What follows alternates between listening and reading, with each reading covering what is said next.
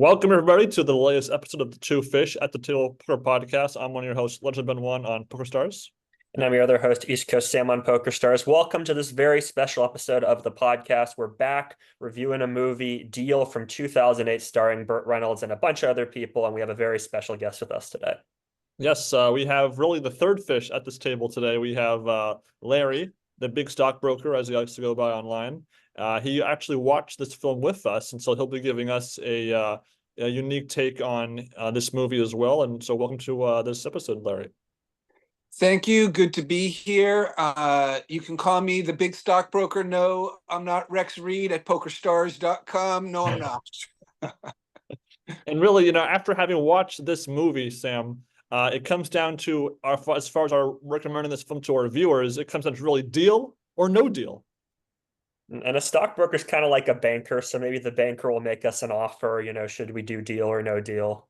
Exactly. And so this film we stumbled upon on for free, actually, on YouTube, viewable with ads. So anybody could watch this at their leisure at home very easily on any device of theirs. And so this film came out back in 2008 in April. Very limited release. It only grossed about $85,000 at the box office, which even for the most modest of budgets would be a pretty big flop for any movie, unfortunately. There really aren't any. The review is quite negative, about in the single digits on Rotten Tomatoes. We're talking, I think, 3% is what from 35 reviews, and so we're talking about 1/10 the score that Lucky You got. So just by comparing the ratings here, and it's a film that it's just kind of one of those that you feel like might have gone to direct to video, kind of like or something like that, or straight to video on demand. One of those kind of vibes I got from watching this film. Yeah, I mean, this came out in 2008, so the poker boom had already kind of peaked. Still, poker was still very popular, obviously, in 2008. It's directed by a guy, Gil Cates Jr., who I've never heard of before or since. Produced by several different people, including Scott Lazar, who most people know as a final tableist at the main event. Actually has a fairly big, you could say, cameo performance within the movie. I will get to that later. And as I mentioned, quite a few professional poker players making appearances: Jennifer Tilly, Phil Laak, Chris Moneymaker, Greg Raymer, Joe Hashem, and then probably most notably Shannon Elizabeth, who is the third billed lead in the movie and plays a very important role in the story. Has a very exciting performance, but the headliner by far is Burt Reynolds. Yeah, I want to get to Larry here. What was your familiarity with the cast in this movie? Well, so Burt Reynolds was a super big film star before you guys were born. So really, he is a star of the maybe 1970s, 1980s. He was in Smokey and the Bandit, was one of those big, giant comic chase kind of films, with actually a great performance by Jackie Gleason in that film. Kind of worth seeing for Jackie Gleason. Burt Reynolds was a big sex symbol. Guys of my generation, we all loved this movie called The Longest Yard, which was later made in a sequel with Adam Sandler. But he played the quarterback, and we all wanted to be like Burt Reynolds in The Longest Yard. So he was a very big star. He over his career, he had a couple of great performances, and then sort of dozens of not so great performances. But he was a personality, and he was a star, and he was a celebrity. So I wanted to see the movie because it was a Burt Reynolds movie. I'll go see it. I'll go see it. Obviously, I was familiar with Shannon Elizabeth because she was in the American Pie, or at least in a couple of the early American Pie films. Not difficult to look at. But I think we can say that this is in the wreckage of the Burt Reynolds career, as it was a wreckage in the Smokey and the Bandit films, as it was kind of a car racing movie. This would have been a car crash for our friend Burt Reynolds. Fair enough. Yeah. So really, when it comes down to this movie, is a pretty simple one, really. And it kind of felt like they were trying to do like a cheaper, simpler version of Lucky You in a lot of ways. Trying to capture the poker world. The slick youngster and the and having a more veteran sort of character be two of the leads. You know, lucky you had Eric Bana as a a little bit older than Bret Harrison's character, but a younger guy, and then his father, and then Burt Reynolds is kind of a not quite stand-in father figure because Alex Stillman's character does have a father in this movie, but again, you kind of want that they kind of have the oldster and the youngster being two major figures in this poker plot.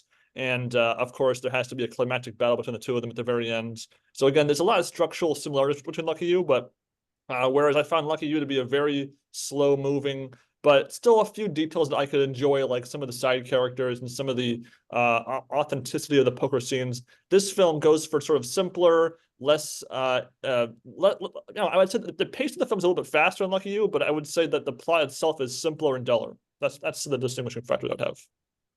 Yeah, I mean, the plot is very, very straightforward. I mean, I guess we could just dive into talking about the movie. I mean, it starts with this guy, Alex Stillman, who we didn't even bring up who his actor is, Bret Harrison, who I've never heard of before or since. Yeah, I don't know if he's ever done I anything. did a brief look at his filmography on Wikipedia. I didn't recognize any of the films or TV shows he was a part of. He's had a fairly lengthy career after this film. This film came out in 2008. His work has gone into the 2020s, so he's obviously had some work after this film, but yeah, so continue, Sam. Yeah, so the opening scene is Alex at a table with a bunch of his college friends, basically just kind of showing that he's like, the poker pro savant of the group. He's like, hey, I have an 86% chance of winning. You only have 14%. You should fold. And so the other players fold, and they're like, oh, God, Alex, you're so good. You always beat us. It's a pretty straightforward by the numbers scene. Okay, you introduce him a little bit, you show that he's kind of cocky, he's got some poker skills, but the cinematography in the scene is just terrible. It's the camera just going around the table in a circle, just keeps going over and over. It goes on for like a minute and a half. It just keeps going, and it's just gets you dizzy after a while. Like, I'm okay with that briefly at the beginning of the scene to establish that, here's all these guys around a table and here's this sort of competition taking place. But after that point, like, just have shot reverse shot. It doesn't make any sense. I almost threw up. I was getting so dizzy from watching that scene. And you're absolutely right. It's a very, if you check the Wikipedia page for this movie, you can see there's a reception section, and it has a few snippets of reviews of the movie. And some of them say like it's like a very student film level editing in this film, and that scene right there is emblematic. So you don't have to watch the whole thing. You just watch that one scene and you'll know exactly what they're referring to. I think that they, that's a camera trick, and I think this low budget film, we paid for that camera trick, so we're gonna juice that camera trick for 2 minutes. It was dizzying and not very well done.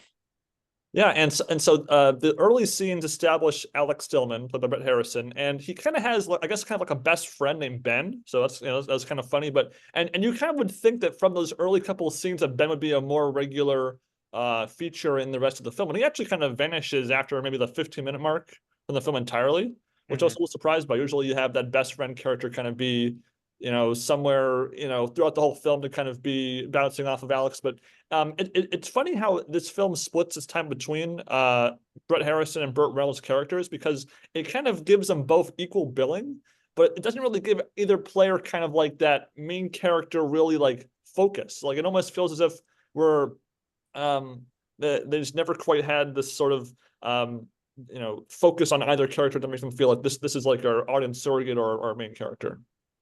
Yeah, and both of the characters are so thin that, it's just so hard to have a good balance between these two people because they're so badly written. I was literally going to say the same exact thing, particularly Alex. I mean, one-dimensional. If you want to talk, like, describe his character, good luck.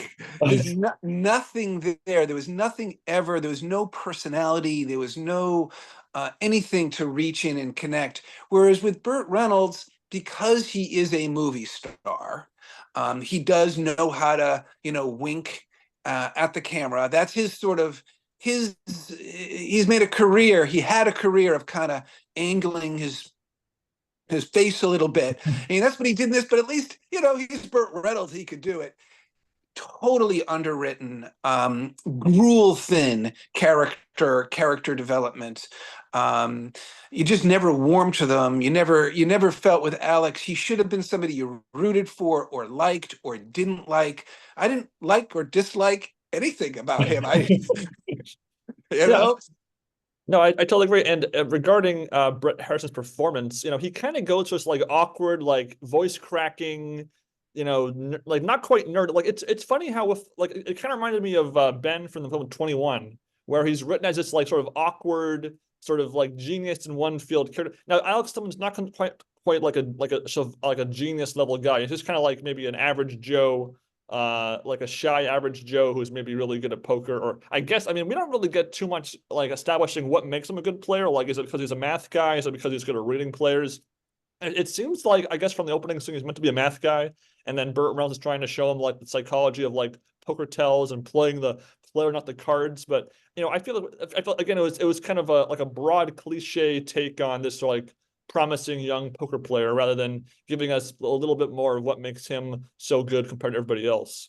Because he's such a nervous guy, and like outside of the poker table and even at the table sometimes too, that it was kind of a wimp, if you ask me, in general. And again, I'm no actor. I would be way worse than any of these guys acting in this film. But I never really bought Alex Tillman as a character as far as an evolution of like unconfident with ladies, confident at the table. There was no real tracking of him becoming a new person by the end of the film. Yeah, I mean, one of the big problems with something like that, as you mentioned, that it's not clear, like, is he a math guy, is he a field guy, is that the poker is pretty abbreviated. A lot of it is just kind of these montages of him playing hands, and sometimes he wins and sometimes he loses. But we rarely, if ever, see his cards. We rarely, if ever, see the board. We don't know what the flop, the turn, the river is. We don't know what the action is. So we can't really form any opinion about what he's like as a player. So it's very strange for a poker movie that has so many poker scenes that with just very few exceptions, we really know any of the action going on. Very true. Very true. And so after that, those early scenes of him and his friends and saying he qualified for a tournament, he just graduated law school. So he got a new job from his dad. And so his parents sort of, or at least his dad kind of played the disapproving parent of, oh, well, you must work your job here. You cannot play poker. And I understand that some parents would have that reaction in real life. But I also think that, if I entered some free roll tournament and won a free seat to a final table where I could win tens of thousands of dollars, a parent would probably be, disapprovingly, but begrudgingly approve of that, because that's cash money right there. And he does make it to a TV televised final table with some top players. We see Esfandiari, Phil Laak, Jennifer Tilly, and a couple of players. Text Button. I'm not sure if that's a real player or a fictional player or whatever. And that Burt Reynolds' character Tommy Vincent does watch on TV. That's how he kind of learns of them. And so I don't know. I feel like if you're a parent, even if you didn't like for poker, you'd be so happy that they won and got to the spot in a tournament for real money. Yeah, and so much of the dialogue in this opening scene just feels like exposition, and it's just very clunky. The guy who plays the dad is, I think, the worst actor in this entire movie. Just cannot deliver lines properly. Just things like, you promised this was a hobby and you didn't graduate summa cum laude. That means you can't get a scholarship to law school. Just like really clunky, trying to shoehorn in these character dynamics with little understanding of how people actually phrase things.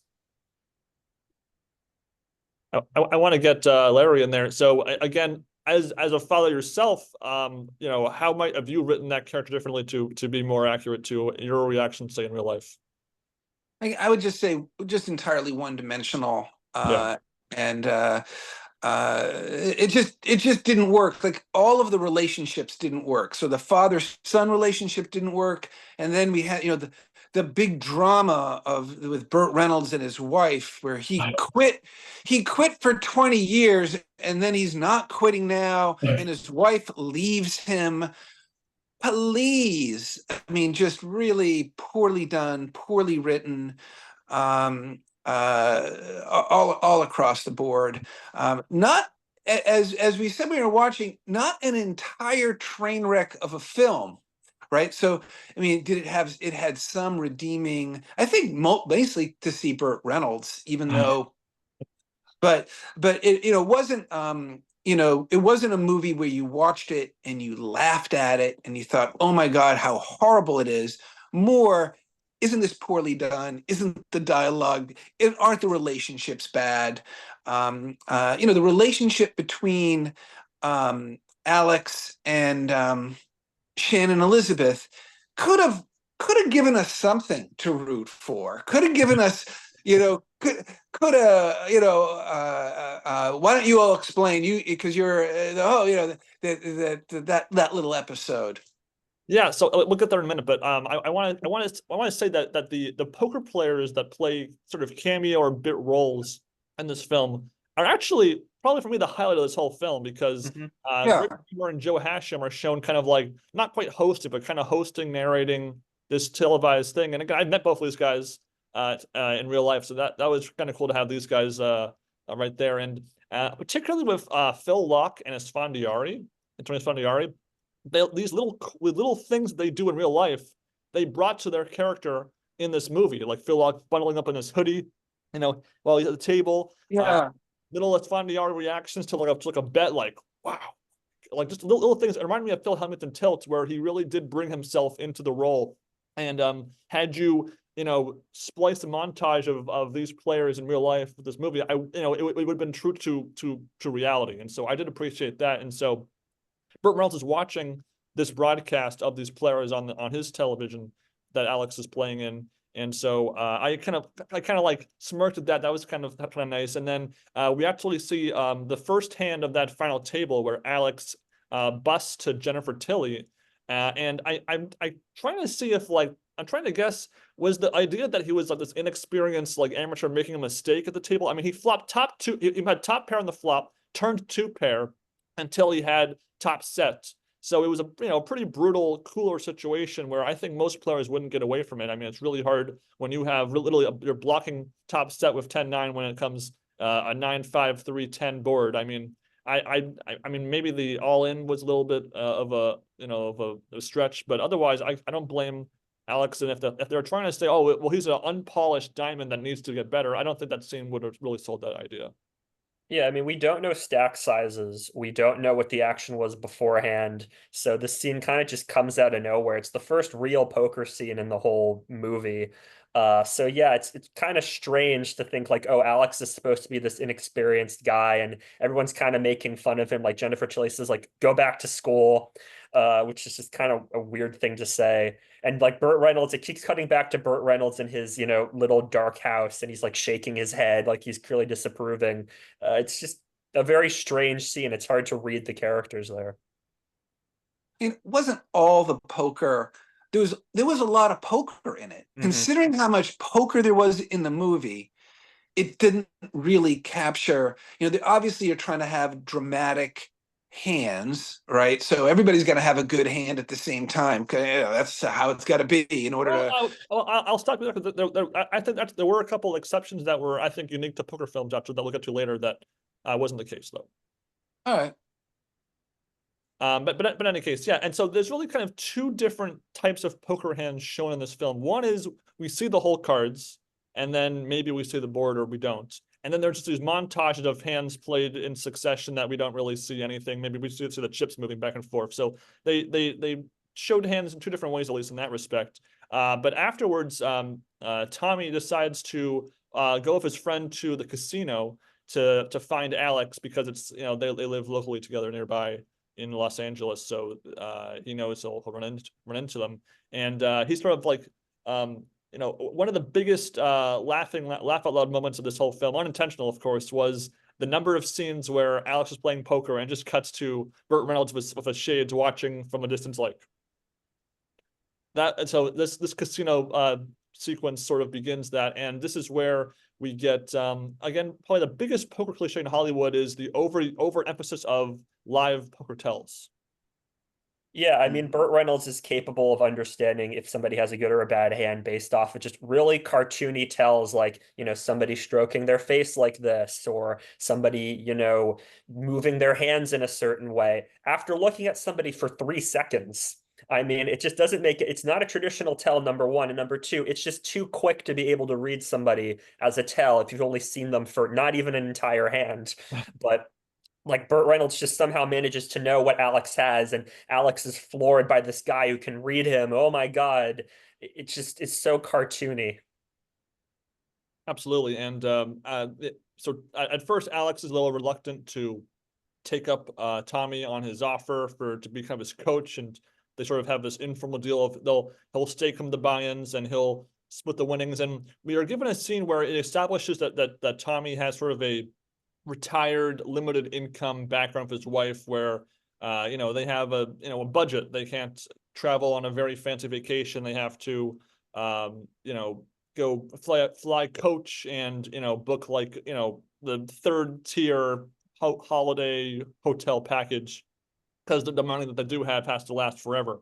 And so Tommy's kind of trying to find the side gig. He's finding an avenue to get back into the poker scene without actually playing, and to make some money so he can give his wife, I guess, a better life. I don't know. I mean, we don't really see too much of what his life is like besides one scene of his wife while they're debating like holiday plans. Yeah, I mean, it's very confusing. I mean, they ultimately get to an agreement that Burt Reynolds will give Alex his buy-ins, and then they'll split the proceeds 50-50, but that Alex has to listen to Burt Reynolds when Burt Reynolds tells him something. Even though we don't really ever see them talk to each other in the middle of the hands or in between hands. It's, again, as Ben mentioned, Alex plays a hand and then Burt Reynolds is standing off to the side, kind of looking at him, and occasionally, has an emotional response to something Alex does, but mostly just kind of stands there passively. But yeah, I mean, as you mentioned, if they're struggling to make ends meet, Burt Reynolds is shelling out all this cash for buy-ins, and we see Alex playing tournaments where it's like $10,000 a buy-in, $25,000. You're able to afford all this money for buy-ins, but you're not able to afford going first class or buying your wife a lobster dinner. It doesn't make any sense. Yeah, I mean, it's not like I expect us to see like a shot of their bank account and like how old they are and how many years they're gonna live or something. But I don't know, it's just a little strange. And they have a nice house, I guess. I don't know. We only see maybe 2 rooms of the house, but it seems fine to me. Some little sort of like fake poker culture bits they try to put in is that Tommy says that he once beat Bill Brunson and he kept the cards he beat Bill Brunson with. Now, I guess it wasn't for a tournament win, because he would have, because his big thing is that he never won the big event, the big bracelet or the big championship, whatever. So it must have been like a smaller thing, or I don't know. And to get Alex prepped, he has all these VHS tapes of like old poker scenes, mostly of the World Poker Tour, which is kind of the brand that gets the sort of focus in this movie. Different poker films sometimes will focus on like one sponsored Party Poker, Poker Stars, WPT. So in this case, it's Poker Stars and the WPT is sort of the brand behind this movie, and that is used for the events and whatnot. And so Alex supposedly started like hours and hours of tape so that he can prepare. And again, with the focus mostly just being on like trying to find like live tells or seeing how pros play, which I don't know. I mean, I feel like for the most, I mean that is, it's not unhelpful to watch footage of a player if you're going to play against them, but if it's someone you're not playing against, then it's not really all that helpful if you ask me. Yeah, and something I just realized as you were talking is we see when Burt Reynolds is watching Alex for the first time, he switches the television when his wife walks in. So clearly he doesn't want his wife seeing him play poker. But then he recorded hundreds of tapes and hundreds of hours of tapes. When would he have had the time to do that with his wife being around? When she's at work, when she's outside the house, like hundreds of hours of tapes? It doesn't make any sense. It's true. That's true. And so after sort of they agree to this offer, there's sort of this very long monologue by Burt Reynolds that goes upon his sort of poker past. I was a player. I was in the top 10, whatever that means in poker. I won a lot, and then I lost a lot. I lost confidence, and then I quit because my wife was going to leave me, and I picked my wife over poker. And it kind of feels like that was meant to be like this big like the dramatic apex of this film, even though it was relatively early in the narrative. And I don't know. I mean, again, I've only seen Burt Reynolds in maybe 4 things ever, and a couple of those he was relatively small roles in. So it wasn't like he was like a Burt Reynolds led film. Like I know he was in Mr. Bean in a little cameo appearance. He was in Burno as a client of the week 1 episode, and also he was a guest on My Name Is Earl. for one episode. So again, I haven't seen too much of his work. And again, I wasn't like laughing at his bad acting. I felt that because he wasn't the worst by any means. I think the dad was way worse and Bret Harrison was way worse. So at least he was better than them. But I didn't really buy this big dramatic monologue. Yeah, like this is supposed to be his, I'm about to win an Oscar monologue. This is the sort of dramatic part of the film. I mean, yeah, his acting is pretty bad throughout. Not like absolutely god awful acting, but one thing I noticed is just how low his voice was, where about a third of his lines you like really couldn't understand what he was saying because it sounded like he was mumbling. And another thing as well is the sound mixing is terrible. The music is way too loud in a lot of different scenes. This being one of them, where the music is just so loud that, again, as Burt Reynolds' voice is so low, you really can't hear him that well. And there are other times where there are songs with lyrics in them over scenes where people are talking, so you can't hear what the actors are saying because you hear the song instead. But I mean, that's a problem throughout this entire movie. The music is just terrible. And we should say that Burt looked terrible. He looked almost like a puppet of himself. He famously wore a wig, and it's a pretty bad wig. And it looked like he was like his eyebrows were like Groucho eyebrows. They were very thick, and his mustache and his skin tone. So he looked a bit freakish as well, which is again, a lot of people in Hollywood have that, and that was a bit sad. But you're so right about the music. I'm very, I love music. I love rock and roll and the blues. I love that. And the music was definitely too loud. And I think almost picked because of a word in the song somehow fit, fit the moment. And it definitely was amped up too loud on certain scenes and didn't add anything to the film. I completely agree. And at this point in the film, we do have them fly into Las Vegas, where Burt or Tommy stakes Alex in for a cash game. But appeared to be like $8,000. And what follows here is one of the most confused montages of poker I've probably ever seen, because we don't really get a clear sense of what exactly happened, whether or not he played poorly, got unlucky, played it well. So the very first hand we see him, he gets 2 6s and then just folds, like as if he was intimidated by the action. And it's fine. So if you want the first hand to show that he's a little like caught off guard by the table, is like all these guys are like staring at him and stuff. But 6s, I mean, it's in a cash game, I can understand folding 6s or playing 6s. It's one of those weird hands where if you don't make a 3 6s, it's kind of a tough one to play. But why pick that hand to demonstrate this? Give us a stronger or a weaker hand to demonstrate why he's folding, because in the middle there, as a poker knowledgeable person, it's kind of hard to read into what that was meant to symbolize. Yeah, and then the next hand he gets ace queen suited, which is obviously always a pretty strong hand. A guy shoves against him. The flop has been dealt, like we can see, because from sort of a wide shot that we can see that there's 3 cards down in the felt, but we don't know what the flop cards are. We don't know what, does Alex have a pair? Does the other guy have a pair? Does the other guy have a set? Like, we don't know. A straight draw, we have no idea. But we all know that like Alex loses the hand somehow. And Bert's got his arms crossed, like he's clearly disapproving. Like, there's just not enough information for us as audience members to tell what exactly Alex is doing. Show us the flop. Just show us the 3 cards being dealt. Show us the other guy's hand. You could have him reveal his hand at the end or something. I don't know. Just give us some more information so we have an informed opinion about this guy. I totally agree. And however, that hand where Alex loses a bunch of money, it does lead to maybe like the only decent line that I kind of approved of, which is where the guy he loses to says to Tommy when Alex is about to leave the table, "Let the ATM stay." And I thought that was an okay diss. I thought that was okay, given how poor the script had been up to this point. Yeah.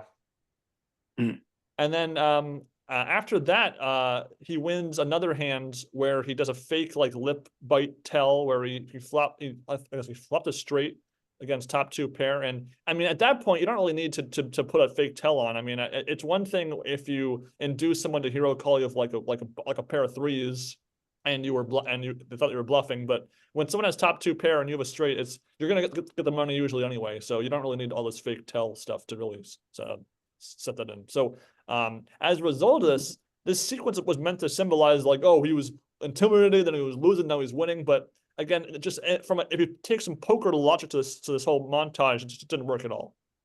Yeah, we don't know how much he won by. We don't know, did he lose more money in between hands? Like again, there's not nearly enough information we need to know that we have even a basic idea of how good of a player Alex is. Absolutely. And so after that play in Vegas, this leads us to sort of the big Shannon Elizabeth third billing portion of the film, where and it's kind of funny that she's billed as the third lead because she pretty much has as much screen time as Jennifer Tilly does, ironically. And she's really only in like 3 scenes in the whole film. And so this first one is Tommy's talking to Alex about his confidence with women and how you need to, get laid because you'll be confident. I'll make you a better poker player, I guess. And so he basically kind of, guilt trips him into going up to a lady at the bar that they're at to ask her out. And it's a pretty cringe conversation between Alex. So this is meant to be like the super bad, like Michael Cera awkward conversation where he's like stumbling over his words and he's like, playing up that he's so insecure and nervous about talking to this lady, and he's lying about where what he does as a job as a joke, and she's kind of like eventually falls for it. And so I was definitely cringing during this scene quite a bit.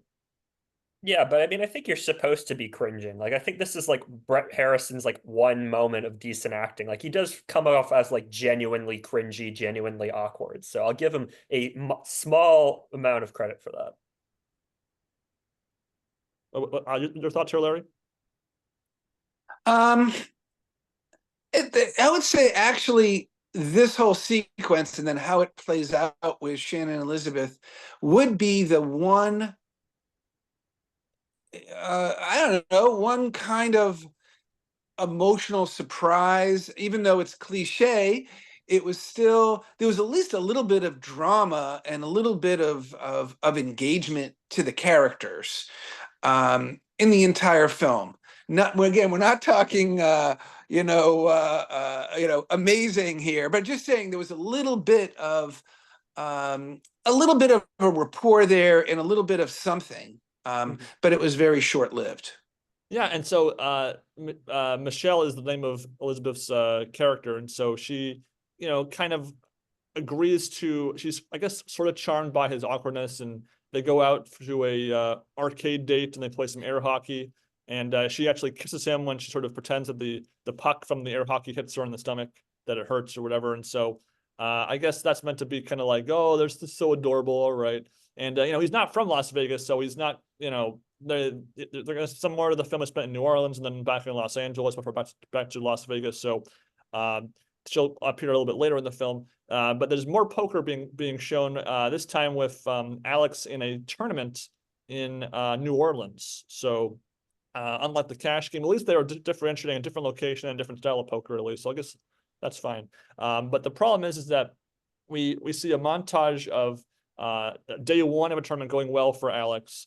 But then each shot again just cuts back to Burt Reynolds just standing there watching him play, and then he wins more chips, drives more time, cut back to Burt Reynolds. It was very strange. And then we get again probably one of the strangest moments that I'm not quite sure if this is like a real thing in poker or if this is just like made up. I guess there's probably some truth to it, where somebody will call your hotel room phone and send prostitutes to your hotel room to kind of distribute sleep. I'm not sure if that's actually a thing. Maybe it is. I've never heard of it though. I've never heard of it either. And this whole scene is just very strange. Something we haven't really mentioned is the pacing is really off in this movie. A lot of scenes cut very abruptly and a lot of scenes are too short. So, I mean, here's this montage of Alex winning and Burt Reynolds is just looking at him. And then it just cuts to Burt Reynolds and Alex in a hotel room. It's night. And the phone rings and Burt Reynolds just picks up the phone and throws it at the wall, just out of nowhere. And then there's like a knock at the door and Burt Reynolds like, don't go to the door. They're trying to distract you. And Alex says, well, they're just going to keep knocking at the door, so I might as well go answer it. He answers the door and there's just like 2 prostitutes standing there. And then the scene just ends. Like, it's a very strange scene to just have out of nowhere. I don't understand. This wasn't referred to previously. Like if Burt Reynolds had said something to Alex previously, like, this is something that some players are going to do. They're super sketchy. They're going to try to psych you out and make you lose sleep. Then I would be okay with this scene. But this scene just comes out of nowhere. Like I mentioned, we've never seen Burt Reynolds and Alex really talk strategy or anything to each other. So what the heck? Like, what is Burt Reynolds doing to advise Alex? And why did he not bring this up previously? Yeah, and it's not just strategy, it's also just like poker culture, like things to look out for, pickpocketers or scammers or people trying to do swaps. There's advice you can give to a poker player who's new that isn't just about poker. And he doesn't even give any of that really. So that was unfortunate. And then it cuts to a montage of day 2 of this tournament where Alex had a large, I think it was like one of the chip leaders when the tournament was resuming, and he's losing, and Tommy claims that it's because of fatigue or playing bad. And again, bad cards can be a big part of why you lose chips. Although I guess if you're a big chip leader, bad cards, just fold. You hang on to your big chip stack. But I guess whatever. And then it's because they're doing these constant trips. This sort of serves as the spark to the next conflict in the movie, where Tommy's wife confronts him about the money that he's been losing. Yeah, I mean, just one thing. I mean, during that montage where Alex is losing, that to me was the worst music in the entire movie. It gave me a headache. Like, I was really, really annoyed when this was playing. But yeah, I mean, Burt Reynolds comes home. He's lost $10,000 in the buy-in, and his wife's like, "Oh my God, you're playing poker again." He's like, "No, I'm not. I'm mentoring this guy." And she just leaves. And again, as I mentioned, the scene is just cut too quickly. Like she just walks away, and that's the end of the scene. And it's all Burt Reynolds needs to do is just say like, "Hey, I'm mentoring this person. I'm not playing poker anymore. I'm offering him some money so that I can mentor him and have him be a better player." And I'm sure she'd be okay with it. Like all he has to do is just a 5-second explanation, and this is all saved. That's true. Although I guess in her case, I mean, the money is still lost. I mean, it doesn't matter if he's playing it or someone else is playing it. If you're the one paying the whole thing, then it's a function fiscally the same thing. Mm-hmm. But then, in spite of this sort of downturn in his personal life, we cut right back to being back in Las Vegas with another tournament happening, and it's at this point where Alex has survived day 1 again, and he's reconnecting with Michelle again because again, he's sort of a long distance relationship at this point supposedly, and they're in bed together, and we get this line from Michelle: "I wish we had met under other circumstances," which and then she has to leave because her dad's in town. So it was at this point that we were all watching this film. We were like, "Oh, I wonder." Obviously, there's something up with her. We didn't know exactly what the nature of what her secret was. Was it was she having a boyfriend? Was she being was there some background which related to Tommy in some way? I don't know. We're kind of joking around, and so that was maybe one plot point I was curious about. And so, and I guess this is also kind of the only scene of any sort of like sexual nudity content in the whole film, which I guess is admirable that they weren't like overplaying the whole, woman nudity Las Vegas motif too much. So I'll give them props for restraint there, I suppose. But before we get back to Michelle and the story, though, we see that Alex has made it to another deep run in a tournament. They each take $62,000 of profit from this tournament. So they've covered their losses for sure, even with all the plane fare and hotel fee. So, but it's kind of strange that there's not really like a steady going like up and down or like steady line of their poker success. Like usually in films like this, we might have like no success till the very end, or maybe like they have like big success, then a big drop, and then they climax. This is kind of like a weird little chart of their success in this whole endeavor. Yeah, I mean, we just again have zero information about what his wins and losses are like, really beside this. And then at the end, when we'll talk when we get to the end about how much money that he wins. But yeah, I mean, this is the only real time that any amount of money mentioned as them profiting is mentioned, and it's just very confusing. Yeah. What makes him a good player? You don't really know, right? He's never really established as why is he a young hotshot? Yes, absolutely. And not to mention, we don't really get any scenes where we're like in his head. Like even in Tilt, there was 1 or 2 scenes where we heard Eddie's inner monologue of the thought process, or we don't really get that. So again, it's just kind of a presumed ability. And so as they are in this restaurant celebrating sort of, I guess, a third place finish, their success, $124,000 is a very sizable chunk of money for anybody usually. We see Alex notices Michelle talking to somebody in the bar area, and we get the one big plot twist of the whole film. Michelle is a prostitute, and she was hired by Tommy to, I don't know, not seduce, but sort of get with Alex to build up his confidence. And so we have the classic Act 3 falling out of our dynamic duo. It's such a strange plot twist. I mean, I really don't again, it's not built up very well, because Burt Reynolds is all about like, don't be distracted, get a good night of sleep. So then he hires this woman to give pleasure to Alex. I just don't understand it at all. And we were all kind of expecting like, okay, at the end of the movie, Shannon Elizabeth will come back and she and Alex will be together again, right? Nope, she never appears again. This is the last time we ever see her. So this character really could have been just cut out of the movie entirely, and nothing of value would have been lost. Yeah, I mean, that was the one twist in the whole film, though, right? Yeah. So you did have that one twist. It should have been delivered again in another way, or developed in another way. But that was the one surprise in the film. Everything else was sort of rote, predictable. Yeah, I mean, it's meant to be the pivot point where Alex and Tommy split up and are no longer a team against the poker world. And yes, I was taken aback. I was not expecting it, or rather, there's always that chance that a young lady in Vegas is a prostitute in these sort of films, but I thought there'd be more to it than that, at least. And I was stunned that she did not reappear in the film. I didn't think that her acting was terrible. It only literally had 3 scenes, so it's not too much you can mess up there. And again, for your third lead, and arguably the biggest name besides Burt Reynolds, at least I can sense, besides the poker players, I guess, I'm surprised they gave her so little. But I guess maybe they wanted to give her an easy little movie job that wouldn't take too much of her time,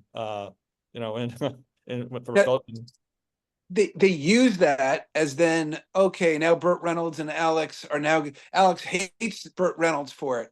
Come on. I mean, in the real world, oh yeah, I'm now so angry at Burt Reynolds because he had me hooking up with Shannon Elizabeth. I'm a shy guy isn't going to be so upset about that. Yeah, I mean, the opening scene of the film has him like turn down this phone call from a girl he's got a crush on in school. Right. And again, I think they're trying to sell in the most weakest way possible that he's become more of a confident ladies' man because he spoke to one lady at the final table and in the third act at one point. Like, it just did not work at all.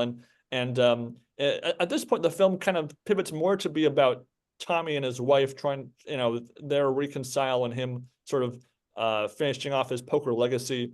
But at the same time, we also have Alex returning home from this $62,000 profit win to his parents uncovering, you've been playing poker without our permission, your job, and we paid for your school for this. And so he does actually throw the cash at his parents, saying, there's your scholarship, I won all this money, so stop yelling at me. And again, the dad is just the worst actor in this whole film. He sells his lines of like this like Southern accent that's just not very serious or very strongly acted. And otherwise, I will say I appreciated the younger brother character playing a Game Boy Advance SP when he got home. Although for a film shot in 08, or a film that 08, you'd think he'd have a DS by this point, but that's just me, my nerd. In there. God. Well, yeah, that's funny. Thank you. So in any case, at this point, much like the last act of Lucky You, the final about 25, 30-ish minutes of the film is of this big WPT World Championship with a $25,000 buy-in, over $8 million for first. So again, kind of that main event level top prize at stake here. And it's again, the poker scenes escalate. It's pretty much almost all poker scenes from this point on in the film. Yeah, I mean, and this whole sequence starts off very strangely because, you know, we've had the falling out between Burt Reynolds and his wife, and it's him sitting at home, and it seems like, you know, he's watching the coverage on television, but then it like cuts to him all of a sudden he's in the tournament. Like it just doesn't make any sense in terms of like, was he watching this on television and then there's like a day one late reg and he signed up? Or was that supposed to be kind of like a tricking the audience? Did they like air a promo for the WPT? Because we see Mike Sexton and Vince McMahon like, you know, welcome to the big championship. It's $25,000 buy-in for $8 million. So like, was there a promo that he watched on television? Like, how does this make temporally sense? It doesn't make any sense. Yeah, I mean, there should have been some sort of editing or trick there to like morph like one shot into the next or something to sell this to make that make more sense. I can't believe I missed that. You're totally right. There was no, why did he enter the tournament? I mean, he had the money, right? So the last time we saw him when his wife left him or whatever, he came home, he had the money. Yeah. Mm-hmm. But you didn't, why did he enter the tournament? Well, he entered because he wants to win and, you know, win that first. But, I mean, that's it. You could have given us something. Yeah, there's no downtime in this film. Like every plot beat cuts right to the next one. There's really no subtext to this whole movie. There's no layer to it. Like if you gave this film to an English class, they would not be able to analyze very much into it, honestly. And this sequence of this tournament doesn't really give us too much in the way of like, you know, fun poker moments or poker I mean, there's a few cameos here and there, but we really don't get to see too many of them until the action whittles down to the final two tables. So naturally both of our two main characters are winning hands, accumulating chips, you know, and then it's really when we get to the final 10 players or so where we see the poker player cameos sort of sneaking in here. And I was actually surprised. So we're told that there's 9 players left after a montage of action. And so there's 2 tables. So they play a final table of 6 at the WPT, which is true. So that's not unrealistic. And so at one table, you have Tommy, the other table, you have Alex. And there's 3 hands shown back to back to back where these two people, our duo here, bust the trio of Esfandiari, Phil Laak, and Jennifer Tilly. And I was a little let down because I wanted to see them in the final table just for the fun of it. But I can appreciate that we did see some Phil Laak isms and some Esfandiari isms as they are reacting to the hands that they ultimately busted. I appreciated this sequence, even if I wanted them to win or go pretty far. Yeah, I mean, they're the best actors in the whole movie. Which is kind of funny given Burt Reynolds is an Oscar-nominated actor and Shannon Elizabeth was pretty prominent. But yeah, like they felt pretty realistic. As you mentioned earlier, like if you'd splice these clips into a montage of Phil Laak acting crazy, like I don't think you'd be able to tell that he's acting. Yeah, so Larry, as someone who doesn't know these players in real life, really, what was your take on their screen presence? I would agree that those people had character and had personality, whereas Alex had none. So, I mean, obviously, I kind of knew some of them were poker players, Yeah. but at least it did bring. It was fine, right? It was fine, and the way that they had the hosts bring in the coverage that felt authentic and real, and it felt scripted in the right way. And you certainly didn't feel that there was 10,000 people in a tournament, which it must have had to have been in order to have that kind of prize. But you definitely felt like, okay, or at the, you know, that felt authentic to me. Good. Yeah, and so the actual hand that Phil Laak busts in to Tommy, Phil Laak has ace king against Tommy's 6-6 on an ace king 6 flop, and our good memory of viewers will recall that's the exact flop that the confrontational hand in Tilt had, where bottom set against top 2 pair of those other hands. So I wonder if they just sort of, you know, borrowed out of that playbook just because that's, you know, that's what they could draw from as far as how they could get Phil Laak out of a hand without him coming across like an idiot. And then the next hand shown actually is Alex busting Jennifer Tilly. And that was also a pretty unique hand because we had Alex holding 2 queens on a 10 Jack King 2 board while Tilly had ace Jack suited of a flush draw. And so again, those are the kind of hands that felt a bit less like, you know, cooler top set against bottom set type that you can see someone bust out on. Yeah, and the next hand was Jacks versus Ace King, which, obviously is kind of, two premium hands, but at least that's a fairly standard coin flip. Absolutely. So again, they even picked relatively okay hand. I wonder if those players sort of consulted with the writers to construct a realistic hand that they would have gone broke on. So that, again, probably poker wise, maybe the highlight of this whole film is just those few hands as far as how they came across. Moving on. Was it next? Was it next? Maybe you're going to talk about it right now. Was it next when he called up Burt Reynolds and said, I know your tell. Were you about to tell that? I know, but that's a good point. I had forgotten about that. So, yeah, that actually doesn't even play a factor in the in their squaring off at the very end at all. So that's what I wanted to, the things I wanted to bring up, that was one of them. And like, that was a big dramatic, like, Alex calls up Burt Reynolds. I know you, I know your tell. And that's not how he won. Didn't factor into it at all. Yeah. And is that quote intimidation? It doesn't make sense on that level either. It just was another false note in the film. Absolutely. And then we cut to we do see that the wife of Tommy, I forget her name actually, so I keep calling her wife. She does fly into Vegas and sort of like does the whole, I had no idea that this is so important to you. I support you because you want to win that big championship. So I will forgive all this lying and money stealing, not stealing, but like money using. I mean, again, we needed just more depth to that whole subplot for this to make any sense, because maybe having her watch like an old VHS tape of him playing poker or something, just to give us a little bit more realistic expectation of how we could buy into this whole swerve. Yeah, and Alex's family also shows up to support him. And then in the phone call between Alex and Burt Reynolds, it's not like Alex is really mad at Burt Reynolds.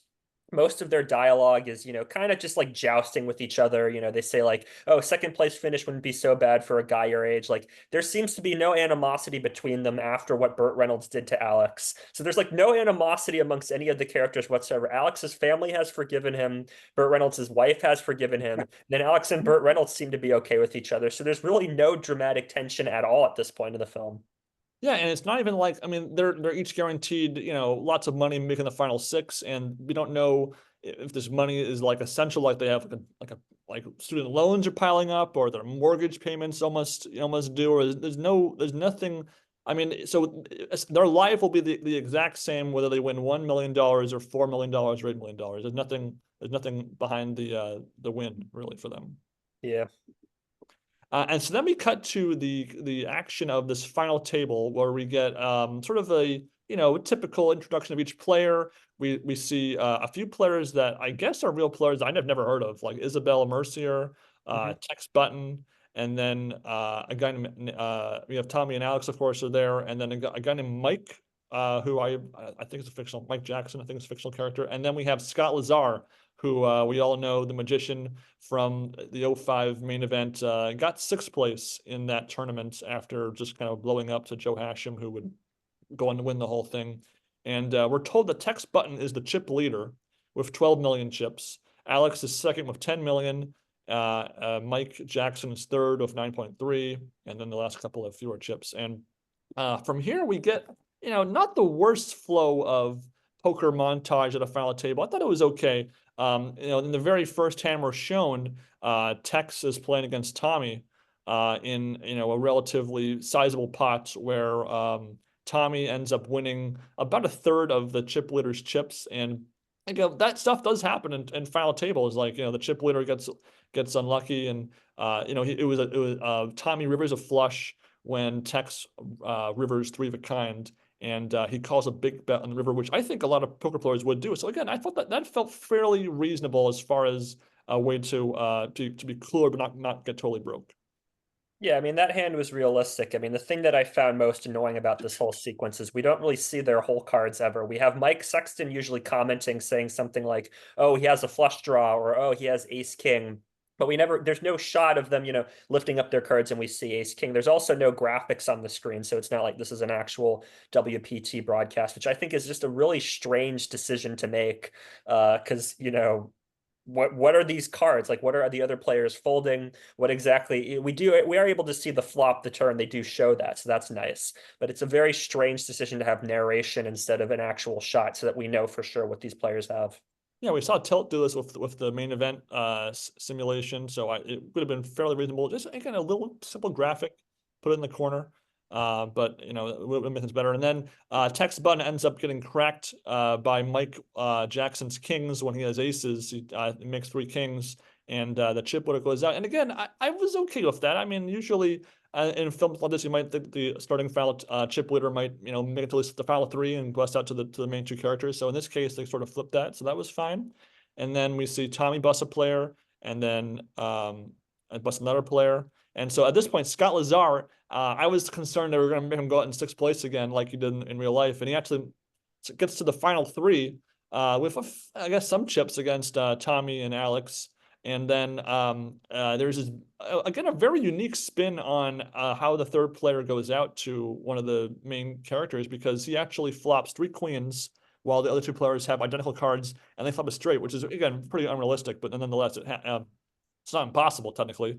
And all the money goes in on the flop with this setup here. And I turned to Sam at this point in the film. I said, Sam, if Scott Lazar, if the board pairs and he wins this hand, I'm just by default giving this film like a super high score, because and lucky you, technically neither of the main 2 characters won the whole thing, so it wouldn't have been unreasonable for this film to kind of borrow from Lucky You to do something similar. Unfortunately, it didn't work the case, but I was happy that they gave Scott Lazar some fictional redemption going out in 3rd place in a big tournament. Yeah, and so now it's down to our 2 main characters. They don't say what the stack sizes are, but they do provide the blinds. So it's 250K, 500K, and then a 50K ante. So I appreciated that. And then it's, sort of off to heads up, which, as Ben mentioned before, like the hand selection for most of the heads up is actually fairly realistic, that they don't have premium cards. They have hands like 7 deuce off, 10-3 off, 9-5, and there are raises on the button. And again, I think that is actually the most realistic poker in the movie, that there's those hands are there, that there's button raises in action afterward. Yeah, I remember Larry, you mentioned earlier that for the most part we're seeing pretty good hands against good hands, and this is, again, I think this is maybe the only time besides hands where it's like garbage against a big hand, where something gets bluffed or something, where we see total rags like a total rags. This is maybe the one time I've seen in a good number of films we've covered so far. I actually did like the split to get the guy out. I thought that was a cool way to, if you're gonna have, we all knew we were going to head to this big finale, but it is kind of, I thought that was a nice poker way to do it. So I actually enjoyed that poker when they split the pot. And I also enjoyed, and I don't know why, but I enjoyed the heads up where Burt Reynolds just placed a big bet without looking at his cards. I kind of enjoyed that. And didn't think it was, again, as a 1-star film and not a disaster film, I kind of enjoyed that play and their acting in that sequence. Yeah, what was your take of that? Yeah, I mean, I agree, because it could seem so silly, but we saw what Alex's cards were, and he was folding like 8 high at one point during one of those hands, and so you can be frustrated at the situation, but you can't do anything about that in that spot with 8 high. And so I agree. It was a little goofy, but at least it took place after Alex had won the first couple of hands, and so Tommy had, I guess, some reason to mix things up in that point. Yeah, I mean, players rarely, if ever, do anything like that where they, maybe they don't show their whole cards to the camera, but they do take a look at their cards so that they know what they're doing.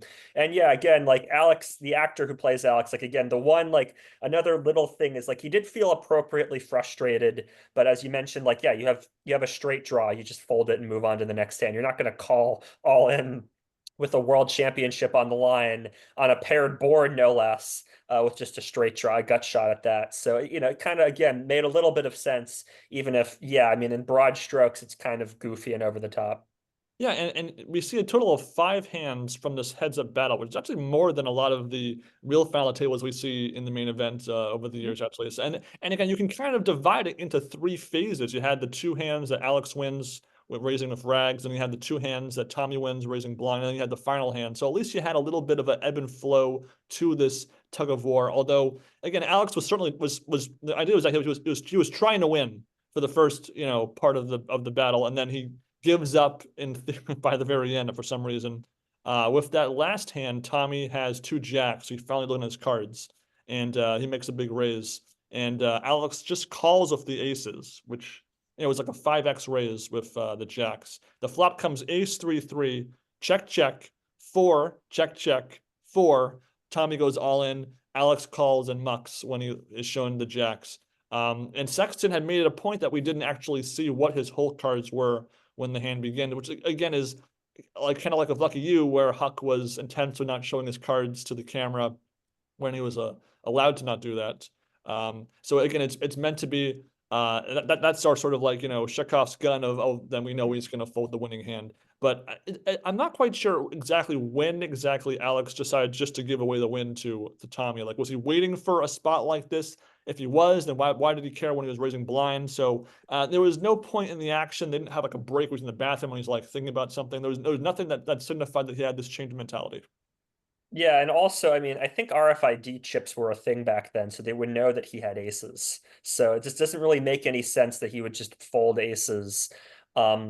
Yeah, I mean, if there was some moment where, like, maybe when it was down to, heads up action, Alex and Burt met somewhere, and, Burt says, like, oh man, I really want this title. And Alex is like, all right, I'll give it to you or something. That would make a little bit more sense. But yeah, this kind of just comes out of nowhere, and it's not well developed within Alex's character. It gives it a surprise ending, but again, it's inexplicable. Maybe maybe you throw a scene in there in the break where he connects with Shannon Elizabeth, and yes, we're going to run off and get married. And so now he decides, why in the world would he give up $4 million? Like it makes no sense whatsoever. Though it gives it a quote surprise ending, but albeit one that is inconsistent with everything else in the film and with common sense. And also like the worst CGI cards I've ever seen in my life. Like he's flinging the aces, and it just the graphic looked horrible because he has to show what he's showing. So anyway, so the idea is that Tommy wins 8 million, like $8.1 million or whatever. Alex still wins like 4 million. They're both checking out of the hotel at the same time, by the way. At the very end, Tommy tries to get, oh, did you have like 2 9s, 2 10s, like out pipped by the jacks by a little bit. He says, yeah, you're right. And of course, then we got the reveal. So again, there's really kind of 2 attempts at a plot twist, one of which kind of worked, I guess, and one did not work for me. I saw it coming because of Lucky You, of course. And then the film just kind of ends. And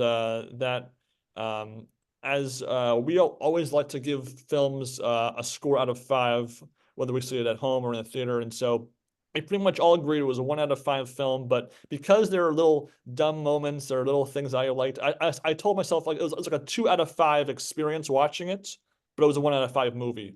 The film is in focus. There aren't really no one's like acting out of character per se.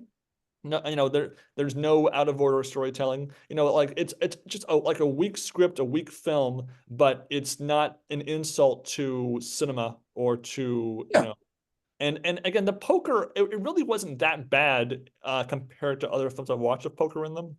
I would say that there are even a couple of scenes or hands that I think were pretty good that I put in on a top 10, fictional poker hand list, maybe just for how they played out in the acting from some of the cameos. So for that, I guess, if I would say if I gave it like a poker rating, like realism, if you once you ignore the cliches, I'd say 3 out of 5 for the poker. Yeah, I mean, it's a 1 out of 5 movie. Again, as I mentioned, I really hated the music. The music was really terrible throughout. The sound mixing was really bad. Yeah, you could argue it was mostly in focus. There was some moments where the color correction and the filtering felt off. There's, one scene where Burt Reynolds walks into his house and he's got the $62,000 that he's won. He slaps it down on the table. That was very clearly a day for night shot. Like the color correction was really off.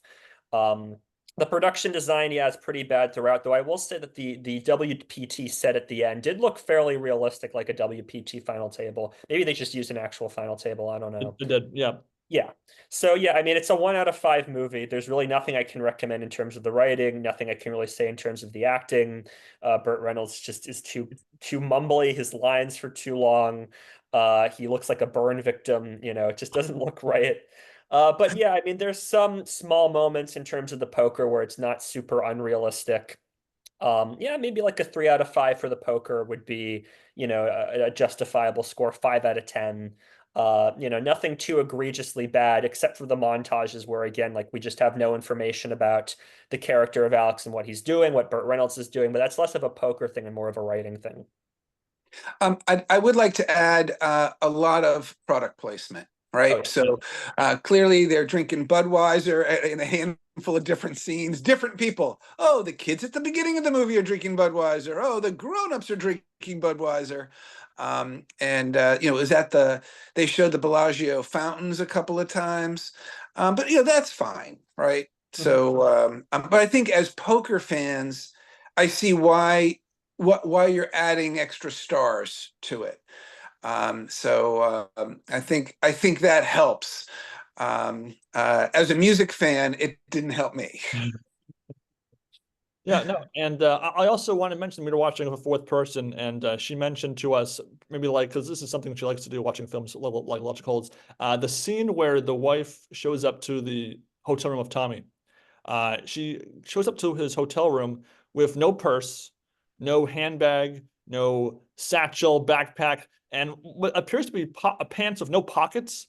And so again, it's something that's pretty common in cinema, I feel like, but it's just something that I really, really took in a laugh from that observation. Yeah. As far as how it compares to the other poker films we've watched, so again, it's less monotonous or slow than Lucky You, but I think that it was still weaker. The poker probably, I guess on the same level as Lucky You as far as the entertainment value. Maybe Lucky You was a bit more realistic, but I would say at least Lucky You had some of the side characters. You had the Robert Downey Jr. scene. You had the side bet guy. So we didn't really get too much of Las Vegas culture in this film, even though a good chunk of it was set in Las Vegas. So I put Lucky You still above Deal. And then, of course, I put Finder's Fee above Lucky You. I put Molly's Game above Finder's Fee. And then I think that Stu Unger film I put below this one still. Yeah, I mean, the Stu Unger film was terrible, and obviously, Tilt was so bad it's good. I mean, just from start to finish. There's a couple laughable moments here and there in Deal, but there was nothing that I thought that was like egregiously so bad it's good. Like this is not a movie that I would want to see again. This is just kind of like a 1 out of 5 flat bad movie. There was no weird sub arcs involving undocumented immigrants like in the Dominic Swain movie we saw. I mean, was the only sort of thing that I thought was kind of weird was the whole Shannon Elizabeth being a hooker and being hired by Burt Reynolds. That was the only thing that was kind of like weird and over the top in terms of the writing, but it's just a dull script. It's just an underwritten, dull script by people who, I mean, it barely clocks in at a feature-length movie. I mean, it's only 85 minutes long. Like if you cut out all the poker montages, this would be like 60 minutes. And then Yeah, and also the that. opening credits and the end credits probably like 3 or 4 minutes there. So really, we're talking about an 80-minute film, and so an hour 20 basically. And I want to say I think it felt slightly longer than its length. Mhm. I wasn't like looking at the clock or the cam or anything for how long it was dragging on, but definitely dragged on a little bit relative to its length for me. Yeah.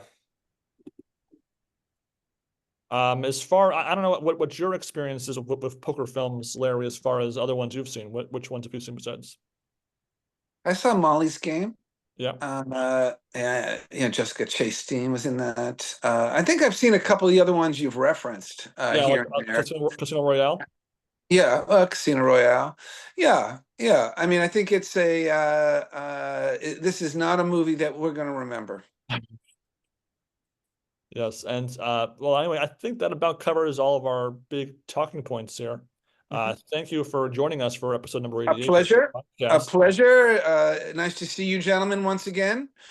Do you have a sign off? Like, May all your do, aces, yeah, may all I your do. flushes happen. May you, may you draw 3 aces. I mean, No, so I'll just leave it right now. So my sign off is enjoy your poker, enjoy your TV, and enjoy your poker on TV.